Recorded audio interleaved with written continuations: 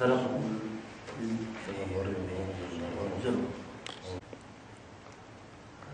Benim ismim Yahya Özcan.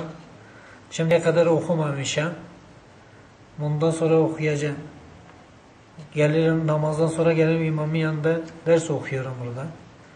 İnşallah öğreneceğim. Verime, verite, azife, adine, azine,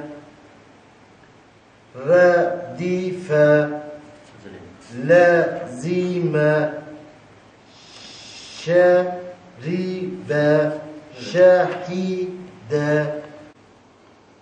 İsmim Ferhat, soyadım Meriç. Namazlardan sonra Allah razı olsun hocamız bize ders vermeye başladı. Biz de öğrenmeye çalışıyoruz sayesinde. Okumanın yaşı olmadığını bir daha öğrendik. Çok şükür biraz geç oldu ama bir şeyler öğrenmeye çalışıyoruz. İnşallah bitirmeyi de Allah bize nasip eder. Çok da güzel.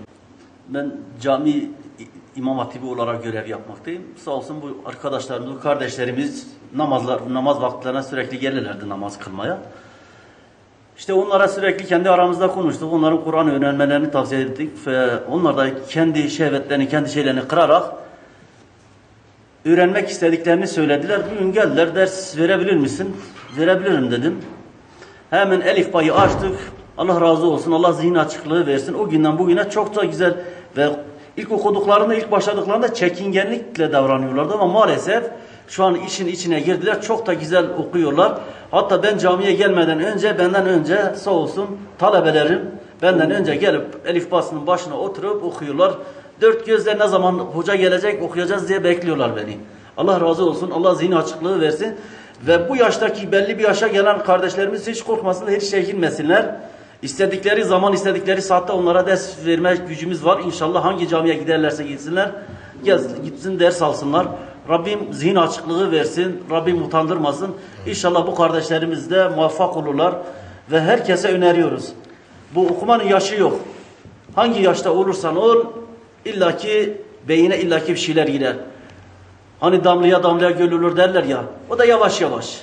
Yavaş yavaş inşallah en güzel şekilde bu kardeşlerimiz öğrenecek, bitirecekler.